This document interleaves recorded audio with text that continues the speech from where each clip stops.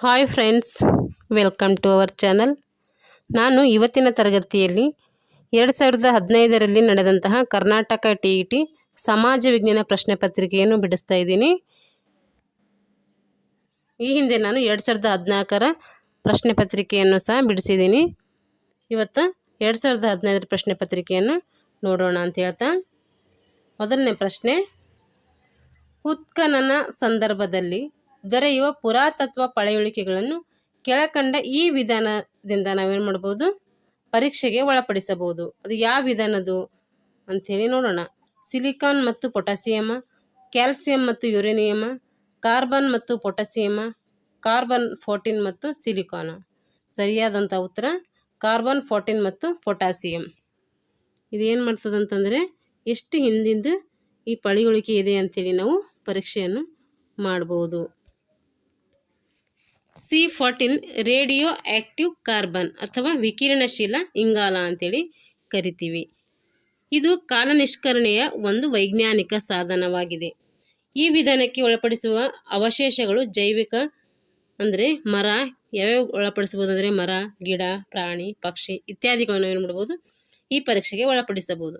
ಪ್ರತಿಯೊಂದು ಜೀವಿಯಲ್ಲಿ ಏನಿರ್ತದಂತೆ ಇಂಗಾಲ 12 ಅಂದರೆ ಇಂಗಾಲ 12 ಮತ್ತು ಇಂಗಾಲ 14 ಇರುತ್ತೆ. ಅಂದರೆ ಇಂಗಾಲ 14 ಎರಡೂ ಇರ್ತವೆ. ಆದರೆ ಎರಡು ಸಮ ಪ್ರಮಾಣದಲ್ಲಿ ಇರ್ತವೆ. ಆದರೆ ಜೀವಿಯ ಸತ್ತ ನಂತರ ಏನಾಗ್ತೈತೆ, ಇಂಗಾಲ 12 ಅದೇ ಪ್ರಮಾಣದಲ್ಲಿರ್ತದೆ. ಆದರೆ ಇಂಗಾಲ 14 ಏನು ಮಾಡ್ತೈತೆ, ಕ್ರಮೇಣ ಕ್ಷೀಣಿಸ್ತಾ ಹೋಗ್ತೈತೆ. ಇದು 5700 ವರ್ಷಗಳಿಗೆ ತನ್ನ ಅರ್ಧ ಪ್ರಮಾಣದಲ್ಲಿ ಏನಾಗ್ತಂತೆ, ಅದು ಕಡಿಮೆ ಹಾಕೋತ ಹೋಗ್ತೈತಂತೆ. ಇಂಗಾಲ 12 ಮತ್ತು ಇಂಗಾಲ 14 ಇವೆರಡರ ನಡುವೆ ಏನಾಗಿದೆ, ವ್ಯತ್ಯಾಸವನ್ನು ಈ ರೀತಿಯಾಗಿ ಗುರುತಿಸ್ತೀವಿ.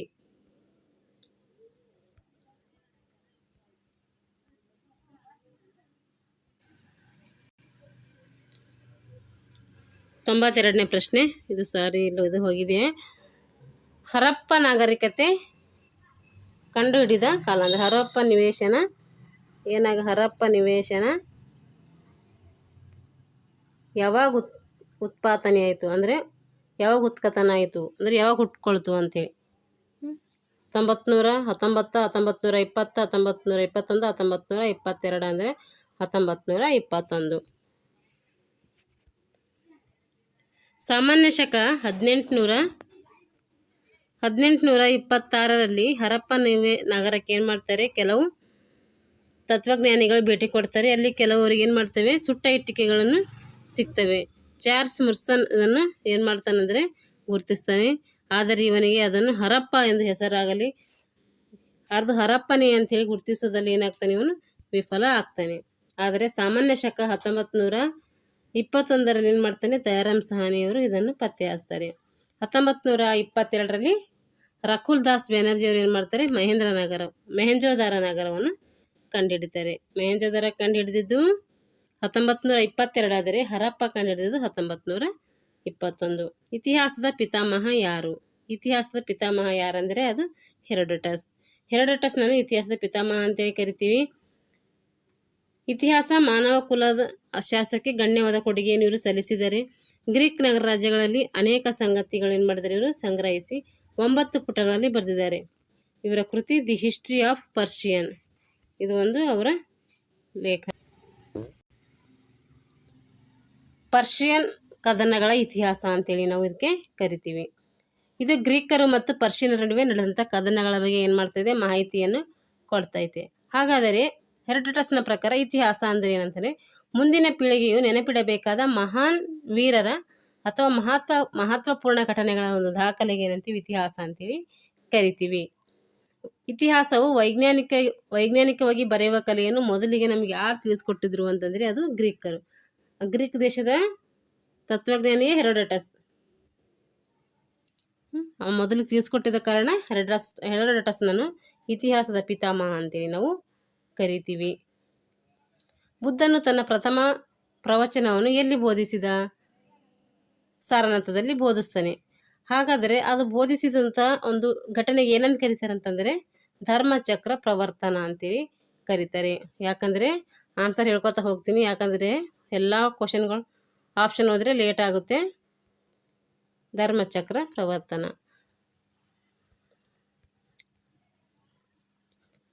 ಗೌತಮ್ ಬುದ್ಧ ಬೌದ್ಧ ಧರ್ಮದ ಸ್ಥಾಪಕ. ಅವನೆಲ್ಲಿ ಜನಿಸಿದ ಅಂದರೆ ನೇಪಾಳದ ಲುಂಬಿನಿಯಲ್ಲಿ ಜನಿಸ್ತಾನೆ.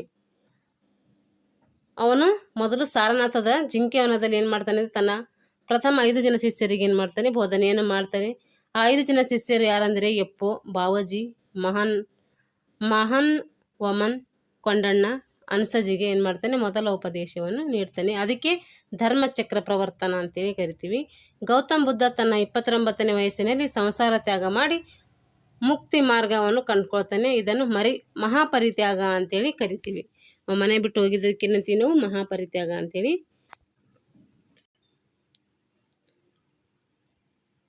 ಈ ಕೆಳಗಿನ ಹೇಳಿಕೆಗಳನ್ನು ಪರಿಶೀಲಿಸಿ ಉತ್ತರವನ್ನು ಆರಿಸಿ. ಅಶೋಕನನ್ನು ಶಿಲಾಶಾಸನಗಳಲ್ಲಿ ಹೊರಡಿಸಿದ ಭಾರತದ ಮೊದಲ ಸಾಮ್ರಾಟ ಅಂತ ಕರಿತೀವಿ. ಸರಿ, ಇದು ಸರಿ, ಹಾಗೆ ಕರಿತೀವಿ ಅವನಿಗೆ. ಚಂದ್ರಗುಪ್ತ ಮೌರ್ಯನು ಸೆಲ್ಯೂಕಸ್ನನ್ನು ಸೋಲಿಸಿ ಅವನ ಮಗಳನ್ನು ವಿವಾಹದನು. ಸರಿ, ಇದನ್ನು ಸರಿ, ಸೆಲ್ಯೂಕಸ್ನ ಮಗಳನ್ನು ಇವನು ಮದುವೆಯಾಗ್ತಾನೆ. ಮಹಾವೀರನು ಪವಿತ್ರ ಕ್ಷೇತ್ರವಾದ ಲುಂಬಿನಿವನ, ಕಪಿಲವಸ್ತು, ಸಾರನಾಥದಲ್ಲಿ ಧರ್ಮಗೋಷ್ಠಿ ಏರ್ಪಡಿಸಿದನು. ಇಲ್ಲಿ ಮಹಾವೀರ ಏರ್ಪಡಿಸಲ್ಲ, ಗೌತಮ್ ಬುದ್ಧ ಏರ್ಪಡಿಸ್ತಾನೆ. ಇದು ತಪ್ಪು. ಶ್ರವಣ ಬೆಳಗೊಳ ಜೈನ ಧರ್ಮದ ಪುಣ್ಯಕ್ಷೇತ್ರ, ಇದನ್ನು ಕೂಡ ಸರಿ. ಹಾಗಾದರೆ ಇಲ್ಲಿ 3 ಆಪ್ಷನ್ಗಳು ಸರಿಯಾಗಿರುವುದು ಎಲ್ಲಿದೆ ಅಂತಂದರೆ ಆಪ್ಷನ್ 1 ಎ ಸರಿ, ಬಿ ಸರಿ, ಡಿ ಸರಿ, ಸಿ ತಪ್ಪು. ಇಲ್ಲಿ ಸರಿಯಾದದನ್ನು ಮಾತ್ರ ನಾವು ಗುರುತಿಸಬೇಕು.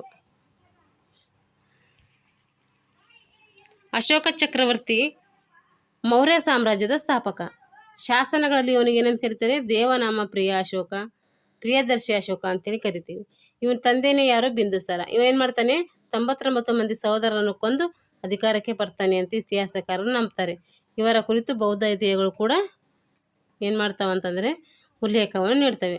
ಅಶೋಕ ಚಕ್ರವರ್ತಿ ತನ್ನ ಸಾರ್ವಭೌಮತ್ವವನ್ನು ವಿಸ್ತರಿಸಲು ಕಳಿಂಗ ಯುದ್ಧ ಮಾಡ್ದ. ಅದು ಸಾಮಾನ್ಯ ಶಕ 261ರಲ್ಲಿ. ಇಸಿ ನೆನ್ಪಿಟ್ಕೋಬೇಕು. ಯಾವಾಗ ಕಳಿಂಗ ಯುದ್ಧ ಮಾಡ್ದನು ಅಂತ ಕೇಳ್ತಾರೆ. ಅದು ಸಾಮಾನ್ಯ ಶಕ ಪೂರ್ವ 261ರಲ್ಲಿ ಯುದ್ಧವನ್ನು ಮಾಡ್ತಾನೆ. ಹೀಗೆ ಮಾಡಿದನಂತೇಳಿ ತಿಳಿಸುವಂಥದ್ದು ಯಾವುದಂದರೆ ನಮಗೆ 13ನೇ ಬಂಡೆಗಲ್ಲು ಶಾಸನ ಇದ್ರ ಬಗ್ಗೆ ಉಲ್ಲೇಖವನ್ನು ನೀಡ್ತೈತೆ ನೋಡಿ. 13ನೇ ಬಂಡೆಗಲ್ಲು ಶಾಸನ ಇದ್ರ ಬಗ್ಗೆ ಉಲ್ಲೇಖವನ್ನು ನೀಡ್ತೈತೆ.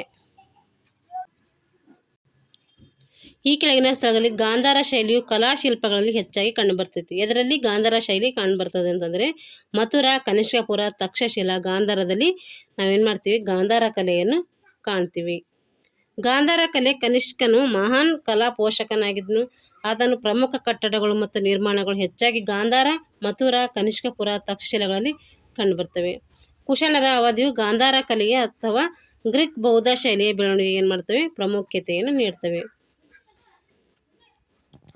ಭಾರತೀಯ ಮತ್ತು ಗ್ರೀಕ್ ಸಂಸ್ಕೃತಿಗಳ ಮಧ್ಯೆ ಮುಕ್ತ ಸಂಪರ್ಕವನ್ನು ಈ ಗಾಂಧಾರ ಕಲಾ ಪರಂಪರೆ ನಮಗೆ ತಿಳಿಸ್ಕೊಡ್ತೈತಿ. R.C. ಮಜುಮ್ದಾರ್ ಏನು ಹೇಳ್ತಾನಂದರೆ, ಗಾಂಧಾರ ಕಲಾಕಾರನು ಗ್ರೀಕ್ ಕರಕುಶಲ ಮತ್ತು ಭಾರತೀಯ ಹೃದಯವನ್ನು ಹೊಂದಿದ್ದಾನೆ ಅಂತೇಳಿ ನಾವು ಹೇಳ್ತೀವಿ. ಪಟ್ಟಿ ಎಯಲ್ಲಿ ಗ್ರಂಥಕಾರರು, ಪಟ್ಟಿ ಬಿ ಯಲ್ಲಿ ಅವರು ಬರೆದಿರುವ ಗ್ರಂಥಗಳ ಬಗ್ಗೆ ಕೊಟ್ಟಿದ್ದಾರೆ. ವರಹಮೀರ ಏನು ಮಾಡಿದ್ದಾನೆ, ಬೃಹತ್ ಜಾತಕ ಬರೆದಿದ್ದಾನೆ. ಆರ್ಯಭಟ ಸೂರ್ಯ ಸಿದ್ಧಾಂತ, ಕಾಳಿದಾಸ ಮೇಘದೂತ. ವಿಷ್ಣು ಶರ್ಮಾ ಏನು ಬರೆದಿದ್ದಾನೆ ನೋಡಿ, ಇಲ್ಲಿ ಹಾಕೋಣ ಇರಿ.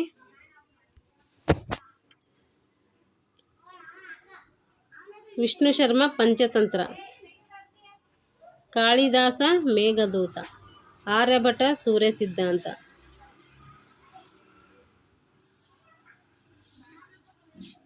ವರಹಮೀರ ಬೃಹತ್ ಜಾತಕ. ಇಲ್ಲಿ ಅಷ್ಟಾಂಗ ಸಾರ ಸಂಗ್ರಹ ಬರೆದರು ಇಲ್ಲ. ಇಲ್ಲಿ ಯಾವ ಗುಂಪಿನಲ್ಲಿ ದಕ್ಷಿಣ ಭಾರತದ ರಾಜ್ಯಗಳು ಉತ್ತರದಿಂದ ದಕ್ಷಿಣಕ್ಕೆ ಅನುಕ್ರಮವಾಗಿ ಜೋಡಿಸಲಾಗಿದೆ ಅಂದರೆ ದೇವಗಿರಿ, ವಾರಂಗಲ್, ದ್ವಾರಸಮುದ್ರ, ಮಧುರೈ. ಇವು ಉತ್ತರದಿಂದ ದಕ್ಷಿಣಕ್ಕೆ ಬರುವಂತಹ ಅನುಕ್ರಮವಾಗಿ ಕಂಡುಬರ್ತವೆ.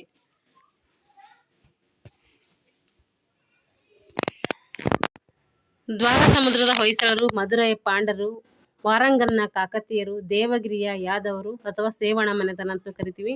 ಇವು ದಕ್ಷಿಣ ಭಾರತದಲ್ಲಿ ಆಳ್ವಿಕೆ ಮಾಡಿದಂಥ ಪ್ರಸಿದ್ಧ ರಾಜಮನೆತನಗಳು. ಈ ಹೇಳಿಕೆಗಳನ್ನು ಸರಿ ಅಥವಾ ತಪ್ಪು ಅಂತೇಳಿ ಹೇಳಬೇಕು. ಹಾಗೆ ಅನುಕ್ರಮದಲ್ಲಿ ಜೋಡಣೆ ಮಾಡಬೇಕು. ಹೊಯ್ಸಳೇಶ್ವರ ದೇವಾಲಯ ದ್ವಿಕೂಟ ಮಾದರಿ ಇದೆ.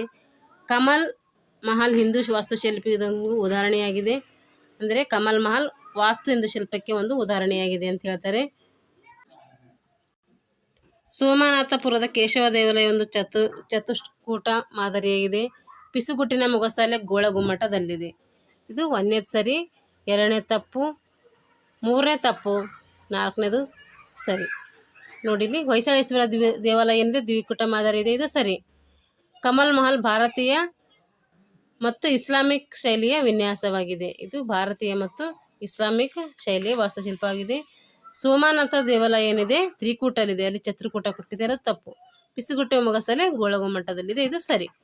ಅಕ್ಬರನು ದಿನ್ ಇ ಲಹಾಯಿ ಎಂಬ ಹೊಸ ಧರ್ಮವನ್ನು ಸ್ಥಾಪಿಸಿದ್ದು ಏನು ಇಲ್ಲಿ ಕೆಳಗಿದ್ರ ಬಗ್ಗೆ ಹೇಳಿಕೆ ಕೊಟ್ಟಿದ್ರೆ ಸರಿನಾ ತಪ್ಪ ಅಂತ ನೋಡೋಣ. ಸರ್ವಧರ್ಮ ಸಾಮರಸ್ಯ ಪ್ರತಿಪಾದನೆಗಾಗಿ ಸ್ಥಾಪನೆ ಮಾಡಿದ್ನು. ಇಸ್ಲಾಂ ಧರ್ಮದ ಶ್ರೇಷ್ಠನು ಎತ್ತಿ ಹಿಡಿಲಕ್ಕ ಸ್ಥಾಪನೆಯಾಗಿದೆ. ಅಗ್ನಿಯನ್ನು ಪೂಜಿಸುವುದಕ್ಕೆ ಈ ಧರ್ಮದ ಅನುಸರಣೆ ಕಡ್ಡಾಯಗೊಳಿಸುವುದು. ಬಿ ಮತ್ತು ಡಿ ಮಾತ್ರ ಇಲ್ಲಿ ಸರಿ. ಬಿ ಏನು ಕೊಟ್ಟರೆ ಇಸ್ಲಾಂ ಧರ್ಮದ ಶ್ರೇಷ್ಠತೆಯನ್ನು ಎತ್ತಿ ಹಿಡಿಬೇಕು ಅಂಥೇಳಿ ಸರಿ ಕೊಟ್ಟರೆ, ಇಲ್ಲಿ ತಪ್ಪು ಕೊಟ್ರೆ ಸರಿ ಹೊಂದುವುದಿಲ್ಲ ಅಂದರೆ ಸರಿ ಇರಲ್ದು, ತಪ್ಪಿರೋದು ಹೇಳ್ಬೇಕಿಲ್ಲ ನಾವು. ಸರಿ, ಸರ್ವಧರ್ಮ ಸಾಮರಸ್ಯಗೆ ಪ್ರತಿಪಾದನೆ ಮಾಡ್ತಾನೆ, ಇದು ಸರಿ. ಇಸ್ಲಾಂ ಧರ್ಮದ ಶ್ರೇಷ್ಠತೆ ಎತ್ತಿ ಹಿಡ್ಲಿಕ್ಕೆ ಮಾಡಲ್ಲವನು, ಸರ್ವಧರ್ಮ ಸಮಸ್ಥಾಪನೆ ಮಾಡಬೇಕು ಅಂತೇಳಿ ಮಾಡ್ತಾನೆ.